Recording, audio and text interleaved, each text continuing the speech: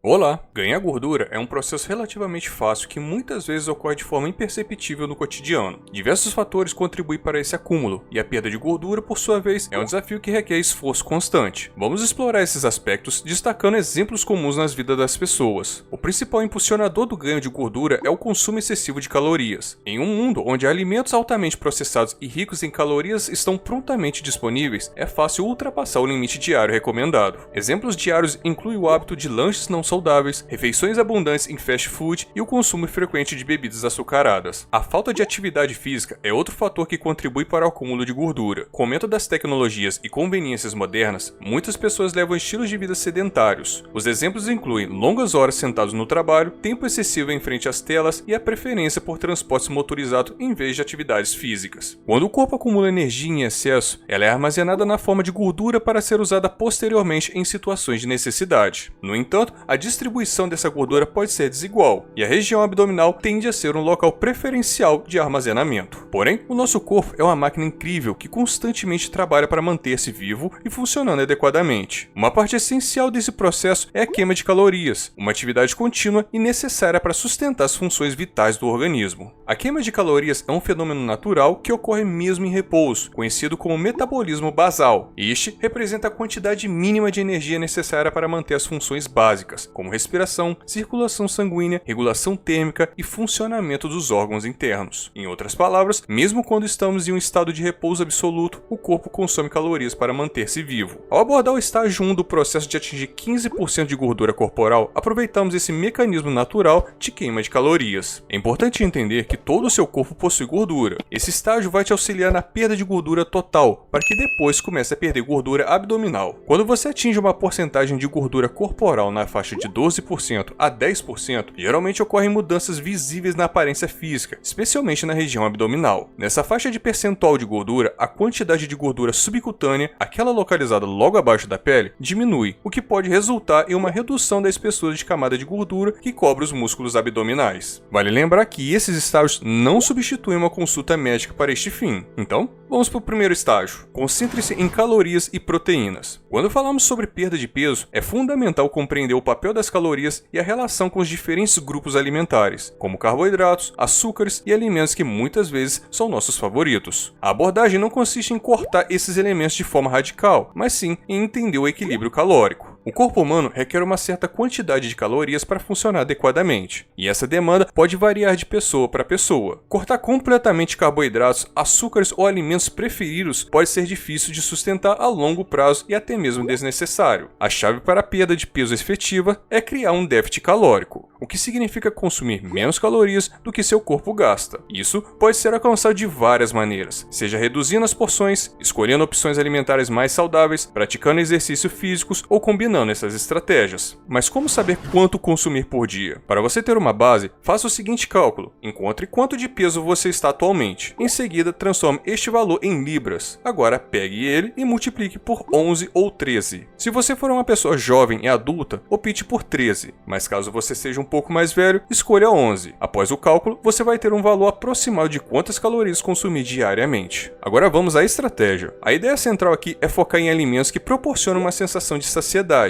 permitindo uma ingestão menor de calorias e, ao mesmo tempo, oferecendo benefícios nutricionais mais amplos. Peguemos como exemplo a comparação entre 200 calorias provenientes de 3 biscoitos Oreos e a mesma quantidade calórica em morangos. Ao olhar para os biscoitos, percebemos que são necessários apenas 3 para atingir essa marca, mas essa quantidade é relativamente pequena e, por consequência, não preenche substancialmente o estômago. Agora, se considerarmos a quantidade de morangos necessários para alcançar as mesmas 200 calorias, percebemos que você pode consumir uma porção consideravelmente maior. Essa quantidade maior de alimentos, além de proporcionar uma sensação mais duradoura de saciedade, demanda um esforço maior do estômago para digerir tudo. É esse o ponto que entra um componente interessante. O processo de digestão em si consome calorias. Assim, ao ingerir uma quantidade maior de alimentos, alimentos, como os morangos, você não só se sentirá satisfeito por um período prolongado, mas também estará efetivamente queimando calorias durante o processo digestivo. Comparativamente, os alimentos processados como biscoito, pizzas e batatas podem oferecer uma rápida ingestão de calorias, mas muitas vezes carecem de nutrientes essenciais necessários para um bom funcionamento do corpo. Além disso, devido à sua natureza processada, esses alimentos podem não proporcionar a mesma sensação de saciedade, levando a um consumo excessivo de calorias. Então, escolha alimentos mais naturais, como morangos, cenouras, entre vários outros, que, além de serem mais saudáveis e nutritivos, contribuem para uma sensação prolongada de saciedade, otimizando o processo de digestão e promovendo uma abordagem mais equilibrada para a ingestão de calorias. Quando falamos sobre pessoas que consomem mais proteínas e sua propensão a perder mais gordura corporal do que músculos, estamos entrando num âmbito do processo de emagrecimento e suas nuances. Esse fenômeno está associado a diferentes aspectos metabólicos e nutricionais que ocorrem no corpo durante a perda de peso. Ao iniciar um programa de emagrecimento, é comum que o corpo busque fontes de energia para compensar o déficit calórico. Normalmente, o organismo recorre a reservas de gordura e, em alguns casos, pode também recorrer à queima de tecido muscular para obter energia. No entanto, a quantidade de proteínas consumidas pode influenciar significativamente nesse processo. Quando uma pessoa consome uma quantidade adequada de proteínas, ela fornece ao corpo os aminoácidos necessários para a manutenção e reparo dos músculos. Durante a perda de peso, as proteínas desempenham um papel crucial na preservação da massa muscular magra. Em contraste, quando a digestão de proteínas é insuficiente, o corpo pode começar a utilizar os aminoácidos presentes nos músculos para atender às demandas energéticas. Isso pode levar à perda de massa muscular, o que não é desejável durante o processo de emagrecimento, já que os músculos desempenham um papel importante na taxa metabólica basal, contribuindo para a queima de calorias em repouso. Ao manter uma ingestão adequada de proteínas, a pessoa favorece a preservação da massa muscular, direcionando o corpo a utilizar predominantemente as reservas de gordura como fonte de energia. Esse processo é fundamental para alcançar uma perda de peso mais eficaz, onde a parte da redução calórica é proveniente da gordura corporal, resultando em uma composição corporal mais magra e saudável. Agora que você entendeu, vamos passar para o segundo estágio. Mas antes, me conta aí nos comentários, em qual desses estágios você está e quais as suas dificuldades. Concluindo o estágio 1, você provavelmente vai estar em 15% de gordura. Agora vamos aprofundar mais as coisas para que você chegue a 12% de gordura. Aqui você precisa se atentar a alguns pontos importantes. O seu corpo vai estar com mais fome, a queima de gordura pode diminuir um pouco e pode haver riscos de você perder músculos. Isso porque, com a dieta que você adotou em conjunto com suas atividades físicas e cotidianas, o seu corpo está com mais músculos e menos gorduras do que antes do estágio 1. Isso aumenta a demanda de consumo que o seu corpo precisa para se manter nesse estado. Por estar com pouca reserva de combustível, que é a gordura, então é crucial que você monitore diariamente o seu consumo de calorias para não perder massa magra nesse processo e entender quanto está o seu déficit calórico. Mas calma que eu vou explicar como inverter essa necessidade. Agora, a estratégia do estágio 1 não será mais eficaz como era antes. Esse estágio marca o momento em que é necessário aumentar o consumo de carboidratos e gorduras saudáveis. É crucial manter uma ingestão elevada de proteínas, mas a estratégia aqui é reduzir a ingestão de gorduras saturadas e eliminar alimentos consumidos anteriormente por prazer. Ao substituir esses alimentos por porções ricas em carboidratos, você não apenas reduz ainda mais a ingestão de gordura, mas também promove uma melhor manutenção do corpo, energia para os seus treinos e atividades diárias. A manutenção do alto nível de proteínas é essencial para preservar a massa muscular conquistada durante o processo de treino e perda de peso. Por outro lado, ao diminuir as gorduras ruins e incorporar carboidratos, você otimiza a ingestão de energia necessária para as atividades diárias e a recuperação muscular. Essa abordagem visa equilibrar a distribuição de macronutrientes, aproveitando os benefícios dos carboidratos para sustentar o corpo, fornecer energia e facilitar a manutenção dos ganhos musculares. A redução específica de gorduras ruins contribui para uma dieta mais saudável e pode auxiliar na manutenção de níveis adequados de colesterol e saúde cardiovascular. É importante ressaltar que a escolha de carboidratos deve se concentrar em opções saudáveis, como grãos integrais, legumes e frutas, evitando excessos de açúcares refinados. Ao fazer essas mudanças na dieta, você cria uma base sólida para a fase seguinte do processo, contribuindo para um equilíbrio natural que favorece a manutenção do peso e a promoção da saúde geral do corpo. Se você conseguir manter esse processo por 2 semanas, então vai notar uma redução significativa de gordura, atingindo os 12% de gordura. Chegando ao terceiro e último estágio, a jornada se intensifica. Mesmo que você tenha conseguido se manter no estágio 2, esta fase exige uma disciplina e sacrifício ainda maiores. O monitoramento constante do consumo de calorias continua sendo essencial, e a substituição de alimentos por opções de melhor qualidade permanece como uma prática fundamental. Neste ponto, seus níveis de fome podem estar elevados devido à escassez de gordura no corpo e ao aumento do índice de massa muscular. Aqui, os alimentos de alto volume, mencionados no estágio 1 e 2, tornam-se cruciais para fornecer a energia necessária. Manter-se focado na qualidade nutricional dos alimentos, combinado com a atenção à qualidade consumida, é crucial para sustentar o corpo durante essa fase desafiadora. O terceiro estágio demanda um compromisso renovado com seus objetivos e um entendimento profundo de que a jornada não termina aqui, mas sim entra em uma fase de manutenção que exige constante atenção e esforço. É uma fase em que a resiliência, a persistência e o comprometimento são testados ao máximo para alcançar e manter um corpo com cerca de 10% de gordura corporal. Esse estágio também implica em fazer escolhas sábias ao decidir participar ou evitar de eventos sociais e jantares fora, já que essas situações podem desequilibrar toda a sua dieta cuidadosamente planejada. Quebrar a rotina estabelecida pode levar o corpo a lutar ainda mais para retornar ao estilo de vida anterior, especialmente se incluir hábitos alimentares não saudáveis como os fast food. É crucial considerar se todo o sacrifício vale a pena ao atingir esse estágio, pois não apenas alcançá-lo, mas também manter-se nele requer muito esforço. Muitas pessoas tendem a permanecer entre os estágios 1 e 2, enfrentando o desafio de equilibrar os resultados desejados com a manutenção desse novo padrão de vida. Por outro lado, aquelas que alcançam o estágio 3 podem desfrutar dos resultados estéticos significativos, com a visibilidade de músculos e um abdômen mais definido. Esses resultados tangíveis muitas vezes servem como motivação para continuar seguindo as práticas saudáveis, destacando a importância da disciplina e da reflexão constante sobre metas e compromissos pessoais. Por fim, conquistar 10% de gordura corporal requer um compromisso com mudanças sustentáveis no estilo de vida, identificar e abordar os hábitos prejudiciais, combinados com uma abordagem equilibrada de dietas e exercícios. São passos essenciais para atingir esse objetivo de forma saudável e duradoura. E para te ajudar nessa sua nova rotina de vida, vou deixar ao lado os 10 alimentos essenciais para o ganho de massa muscular. Te espero lá!